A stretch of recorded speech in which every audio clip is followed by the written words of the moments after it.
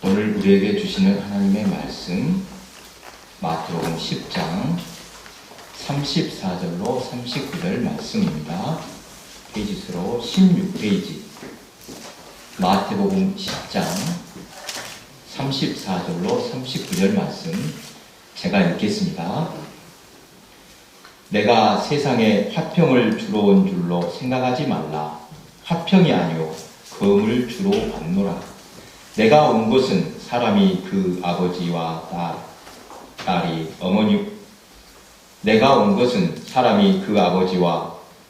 어머니와 며느리가 시어머니와 불화하게 하려 함이니 사람의 원수가 자기 집안 식구리라. 아버지나 어머니를 나보다 더 사랑하는 자는 내게 합당하지 아니하고 아들이나 딸을 나보다 더 사랑하는 자도 내게 합당하지 아니하며 또 자기 십자가를 지고 나를 따르지 않는 자도 내게 합당하지 아니하니라. 자기 목숨을 얻는 자는 잃을 것이요 나를 위하여 자기 목숨을 잃는 자는 얻으리라. 아멘. 우리 또 인사 나눕니다. 보고 싶었습니다. 사랑합니다. 우리는 한 가족입니다. 오늘 대림절 둘째 주일을 맞았습니다. 예배 시각이 11시이니까 이때는 한참 출출해질 때입니다. 그래서 그런지 차를 타고 보성 쪽으로 가다가 벌교를 막 벗어나서 그 동네 이름을 잘 모르겠습니다. 소방서도 있고 그 마을 가면 길가에 뭐가 있습니까? 찐빵집. 예. 찐빵집이 몇 군데 있습니다. 가게들은 서로 자기가 원조라고 주장을 합니다. 이런 것도 봤습니다. 진짜 원조. 원조, 그냥 원조가 아니라 진짜 원조. 그리고 또 원조 중에 원조. 이렇게 말을 합니다. 맛은 다 비슷한 것 같은데, 어쨌든, 세참 때쯤 그곳을 지나갈 때면, 갓 쪄낸 이 찐빵의 유혹을 쉽게 뿌리칠 수 없었습니다. 저도 한두 번 맛본 적이 있는데 맛이 있어서 집에 싸와서 나중에 먹으려고 하니까 그런 맛이 안 납니다. 왜 그럴까요? 식어서 맛이 없어졌습니다. 네, 오래전에 읽었던 막 쪄낸 찐빵이라는 책이 생각이 납니다. 글을 쓰는 쪽에서 이름이 있는 이만재 씨가 예수를 믿으면서부터 변화된 과정을 아주 맛깔나게 표현을 했습니다.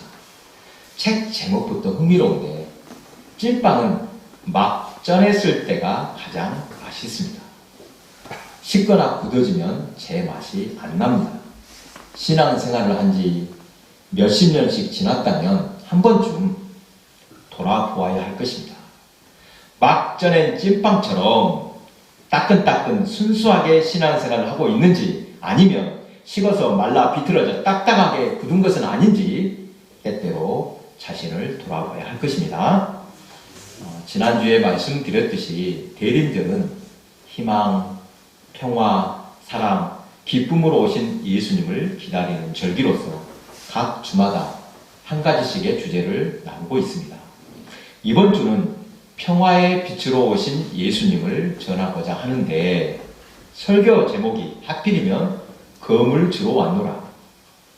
그리고 본문 내용도 서로 다투고 나뉘게 될 것이라는 말씀이 나오니까 조금은 난감합니다. 평화를 주제로 말씀을 나눠야 하는데 예수님께서는 세상에 검을 주러 왔다. 아들과 아버지와 딸이 어머니와 며느리와 시어머니가 갈라지고 다투게 될 것이라고 말씀합니다. 본문의 말씀은 평화와 전혀 어울리지 않는 것 같습니다만 이 시간에 진정한 평화란 어떤 것인가 생각을 해봅니다. 평화를 그냥 평화라고 표현하면 좋을 텐데 음식점들이 각자 원조를 강조하는 것처럼 그 앞에다가 진정한 또는 참이라는 말을 덧붙여야 한다는 것이 씁쓸하게 여겨집니다. 겉으로 드러난 모습만 봐서는 단순하게 평화를 말할 수 없으므로 참 평화, 진정한 평화라고 표현하는 것 같습니다.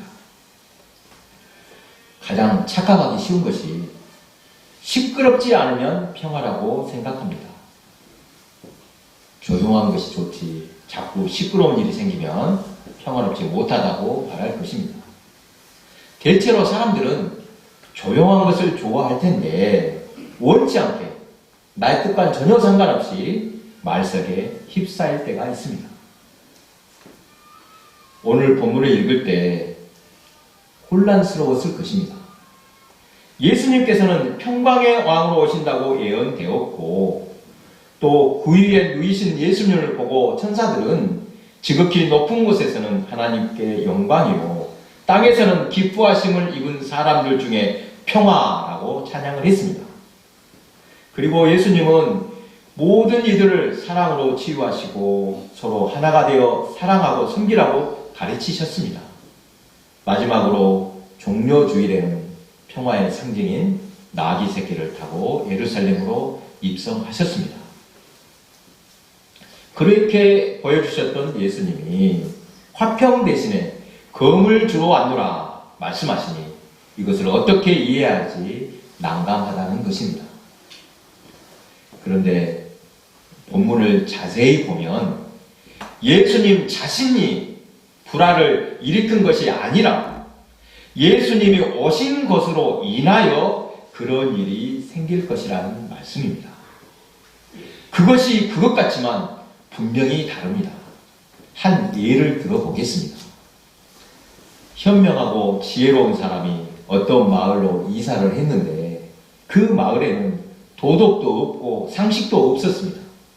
무법천지 그야말로 질서라고는 없는 곳이었습니다. 이사 온 사람이 하나씩 본을 보이며 바른 것을 가르쳐주자 일부 마을 사람들이 반발합니다. 현명한 사람을 본받아서 마을 사람들이 변해 가는 것을 싫어합니다. 그 사람이 나쁘거나 말썽을 부린 것이 아니라 그 사람을 통해서 마을이 새롭게 변화되는 것을 보고 질서를 어지럽힌다 말하고 있는 것입니다. 여러분, 현명한 사람이 잘못했습니까? 그가 마을을 혼란스럽게 만들었다고 비난할 수가 없습니다. 예수님께서 화평을 가르치지 않으셨거나 검을 가지고 전쟁하고 가족끼리 원수가 되라고 가르치신 것이 결코 아닙니다. 다만 예수님께서 이 땅에 오셔서 행하신 모든 일들의 결과로서 그러한 일이 나타날 것이라는 말씀입니다. 그렇다면 이 땅에서 예수님의 가장 중요한 사역이 무엇이었습니까? 그것은 십자가와 부활임을 믿으시기 바랍니다. 주님의 보혈 공로를 믿는 자에게는 구원을 은혜로 주셨습니다. 바로 이것이 복음입니다. 그러니까 내가 세상에 온 것, 이 말을 복음이라고 바꾸어도 좋습니다. 이렇게 바꿔서 한번 읽어봅니다. 십자가 복음은 세상 사람들로 화평하게 하지 않고 서로 나뉘게 하며 심지어 가장 가까운 가족이라도 분란을 일으킬 것이다. 주님은 평화를 가르치셨지만 결과는 그렇지 않을 것이라는 것입니다. 복음은 평화를 선포하지만 세상 사람들은 평화롭게 받아들이지 못할 것이라는 뜻입니다. 왜 그렇게 될 것입니까? 왜 그렇게 됩니까? 앞에서 예를 들었던 것처럼 참되고 바르게 가르쳐 주니까 사람들이 싫어하는 것입니다. 예수님은 이 땅에 오셔서 모든 인간은 하나님 앞에 죽을 수밖에 없는 죄인임을 지적하셨습니다. 겉으로 드러나지 않은 숨겨진 죄를 지적하신 것입니다. 특히 하나님의 선택받은 민족, 선민이라고 자부하는 유대인을 향해서 크게 책망하셨습니다. 이 책망을 들은 유대인들은 어떻게 반응했습니까? 그들은 단순히 외면하거나 거부한 것이 아니라 극도로 분노와 저주를 품고 주님을 죽이려 했습니다. 그들은 율법을 배우고 그것을 잘 지키고 있으니까 이미 구원을 받았다고 자부하고 있었는데 예수님께서는 새롭게 복음을 전해 주셨습니다. 지난주에도 말씀을 드렸듯이 복음은 단순 명료합니다. 어떤 경건한 사람이라도 하나님 앞에서 의로운 사람은 아무도 없다. 성경은 말씀하십니다. 하나님 기준에는 결코 미치지 못합니다. 원죄 아래에 있는 모든 인간은 아무리 선하게 살고 회개하고 기도하고 도를 닦더라도 자기의 죄를 스스로 씻을 수 없습니다. 오직 주님의 십자가 공로로만 씻을 수 있습니다. 주님의 보혈 공로를 믿어야만 합니다. 그런데 그 믿음마저 내게서 서절로 생긴 것이 아니라 성령께서 주시는 은혜로 하나님의 선물로 주어졌음을 믿으시기 바랍니다. 고린도전서 1장 18절 십자가의 도가 멸망하는 자들에게는 미련한 것이요 구원을 얻는 우리에게는 하나님의 능력이라. 표적을 구하는 유대인에게는 거리끼는 것이 되고 지혜를 찾는 헬라인에게는 미련하게 보일 것입니다. 그러나 자신은 도저히 방법이 없는 죄인이라고 애통해하는 사람, 심령이 가난한 자에게는 한없이 기쁜 소식이 됩니다. 오늘 본문에 나오는 칼 또는 검, 칼이나 검을 말하면 무엇이 먼저 떠오릅니까? 칼이다. 검이 나왔다. 그러면 전쟁이 떠오를 것이지만 일상생활에서도 칼은 유용하게 사용됩니다. 어쩔 때 칼을 씁니까? 자를 때 사용합니다. 자르는 것은 곧 나누는 것입니다. 자르는 것은 곧 나누는 것. 칼을 들어 전쟁한 결과로서 나라와 나라가 나뉘고 사상과 사상이 나뉘고 또한 가난과 부가 나뉘어집니다. 이것을 알고 예수님께서 말씀하신 검을 주러 왔다는 의미를 살펴보면 말씀의 뜻이 분명해집니다. 예수님이 오신 목적은 세상과 하나님의 나라를 분명히 분리하여 보여주시기 위함입니다. 본문 말씀을 잘못 이해하여 가족 간의 다툼이나 갈등을 예수님께서 미리 예견하신 것처럼 여기면 안 됩니다. 여러분, 자신에게 맡겨진 가족을 소중하게 잘 돌보는 것 하나님의 뜻입니다. 다만 가족이라고 나뉘게 될 정도로 하나님 나라는 분명하고 소중하다는 뜻입니다. 요한복음 15장 18절 19절입니다. 세상이 너희를 미워하면 너희보다 먼저 나를 미워한 줄을 알라. 너희가 세상에 속하였으면 세상이 자기 것을 사랑할 터이나 너희는 세상에 속한 자가 아니요 도리어 세상에서 나의 택함을 입은 자인고로 세상이 너희를 미워하느니라. 또 요한복음 16장 1절 2절에서도 내가 이것을 너희에게 이름은 너희로 실족하지 않게 하려 함이니 사람들이 너희를 출교할 뿐 아니라 때가 이르면 무릇 너희를 죽이는 자가 생각하기를 이것이 하나님을 섬기는 일이라 하리라.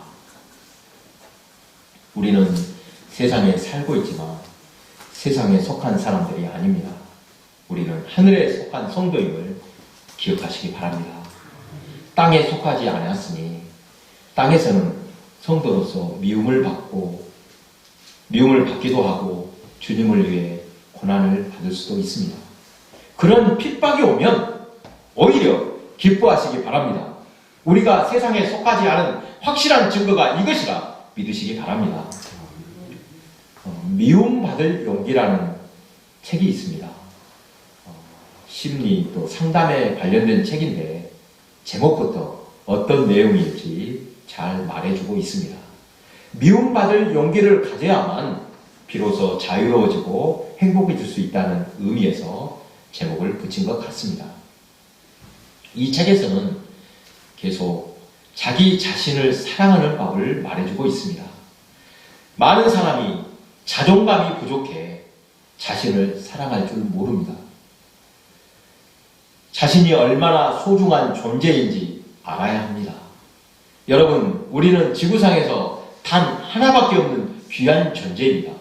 70억 명 중에 저는 내 자신은 한 명밖에 없습니다. 그것도 하나님께서 가장 귀하시게 여기는 존재로서 나를 위해 예수님은 목숨을 바치셨습니다. 얼마나 소중합니까? 이 세상에서 나를 대신하여 생명을 내줄 사람이 어디 있겠습니까? 부모님이라도 쉽지 않습니다. 그렇게 크고 놀라운 사랑을 받고 그 사랑 가운데 살고 있음을 깨닫고 기억하시기 바랍니다. 이것을 알아야만 우리는 하나님께 온전히 감사할 수 있습니다. 우리가 얼마나 귀한 존재인지를 알았다면 세상에서 당한 고통이나 어려움은 넉넉히 극복할 수 있습니다. 앞에서도 말한 내용인데 오해가 없도록 다시 부탁 말씀드립니다. 혹시라도 본문을 오해해서 가족 간에 불화가 있거나 또 종교 때문에 갈등을 가져서는 절대 안 될 일입니다. 가끔 종교 문제로 싸우는 가족을 볼 수 있습니다. 믿지 않은 형제들과 언제 싸웁니까? 특별히 제사 때 주로 싸웁니다. 무엇 때문에 싸웁니까? 그 사람들이 먼저 시비를 걸죠. 우리도 시비를 걸겠지만 교회 다니는 것을 비난하거나 핍박하는 불신자 가족, 이런 핍박을 듣고 나면 꼭 또 받아칩니다. 뭐라고 받아칩니까? 그러면 벌 받는다. 이 악담하면 됩니까? 안 됩니까? 악담해도 안 될 일입니다. 그것도 큰 잘못입니다. 십자가 복음을 받아들여 하나님과의 관계를 온전케 하는 것이 가족 간의 관계보다 앞서야 한다는 것이지, 가족끼리 불화하고 미워해도 된다는 뜻은 전혀 아닙니다. 신앙인과 제사 문제, 저희 어머니께서 좋은 본보기를 보이신 것 같아 잠깐 소개하겠습니다. 지금은 친척들이 거의 다 예수를 믿어 따로 제사 드리는 것도 없습니다만, 전에 한창 제사가 많을 때 어머니께서는 예수를 믿더라도 반드시 제사에 참석을 하셨습니다. 교회를 다니면 조상도 모른다는 이런 비난을 듣기 싫었을 것입니다.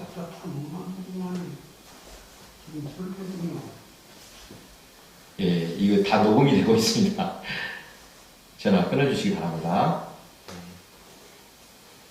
교회를 다니면 조상도 모른다냐, 이런 비난을 듣기 싫었을 것입니다. 자신의 신앙만 중요하다고 주장하면 불신자 가족 간에 불화가 생기기 쉽습니다.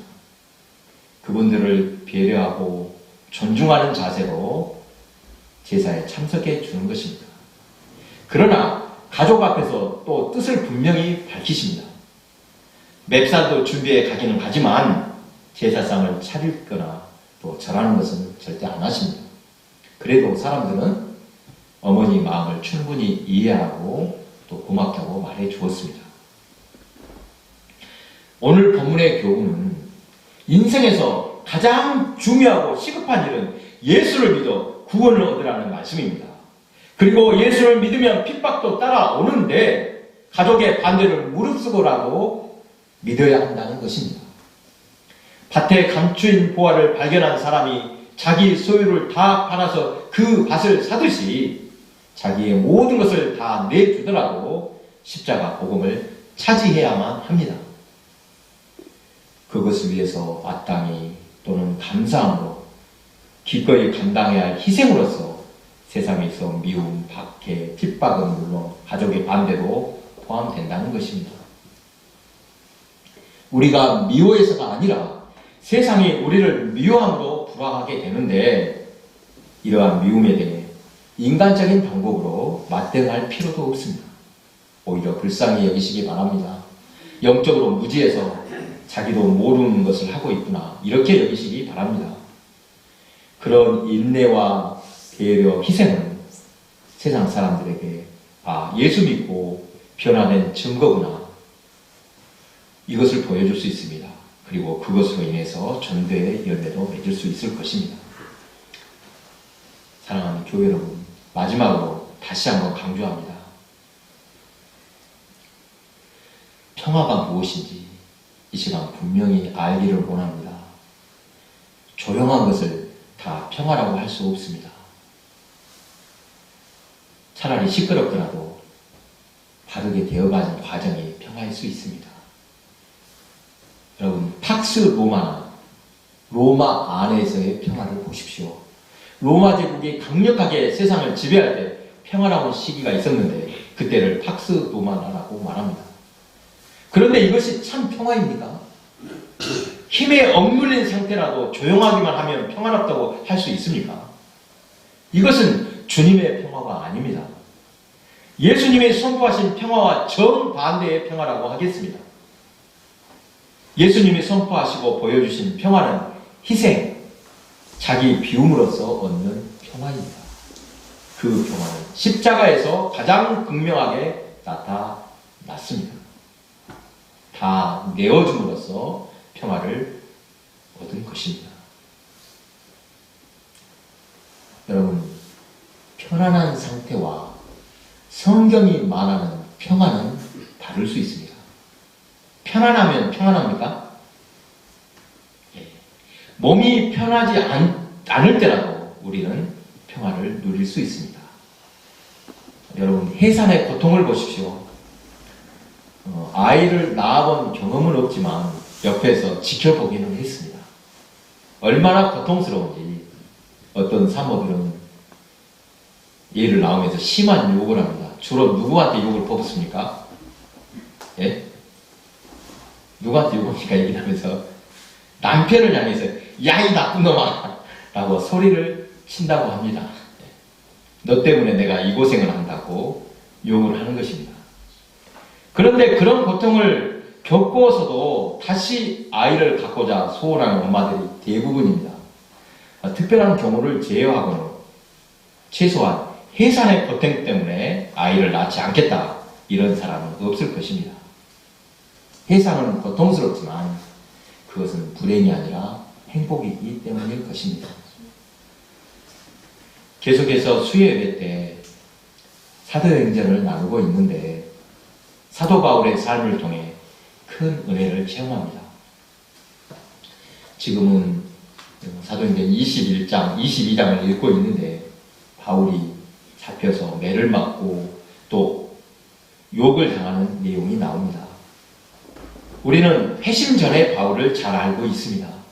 예수를 믿지 않았다면 그는 평생 편안하게 살았을 것입니다. 세상을 충분히 누릴 만한 위치에 있었습니다.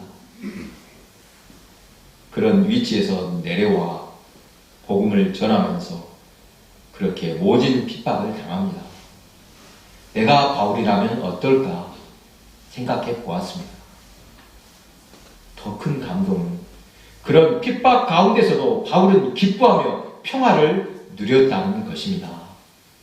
바울의 삶을 통해 진정한 평화가 무엇인지, 인생의 보람은 편안하게 사는 것만이 아닌 것 같습니다. 본문 38절 39절입니다. 또 자기 십자가를 지고 나를 따르지 않는 자도 내게 합당하지 아니하니라. 자기 목숨을 얻는 자는 잃을 것이요 나를 위하여 자기 목숨을 잃는 자는 얻으리라. 자신의 십자가를 지고 주님을 따르라고 말씀하시는데 당시 십자가가 얼마나 무서운 형벌입니까? 그렇게 무섭고 험한 십자가를 짊어질 용기가 쉽게 나지 않습니다. 하지만 그 십자가에 모든 것이 담겨 있습니다. 다른 방법이 없습니다. 기쁨으로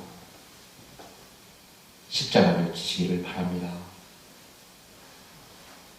십자가가 곧 복음이고 생명입니다. 복음은 우리에게 참 평화, 진정한 평화를 줍니다. 세상을 이길 힘도 주십니다. 주님 안에서 복음으로 어떤 두려움도 죽음까지도 이겨낼 힘, 그래서 참된 평화를 얻으시기 바랍니다. 기도하겠습니다.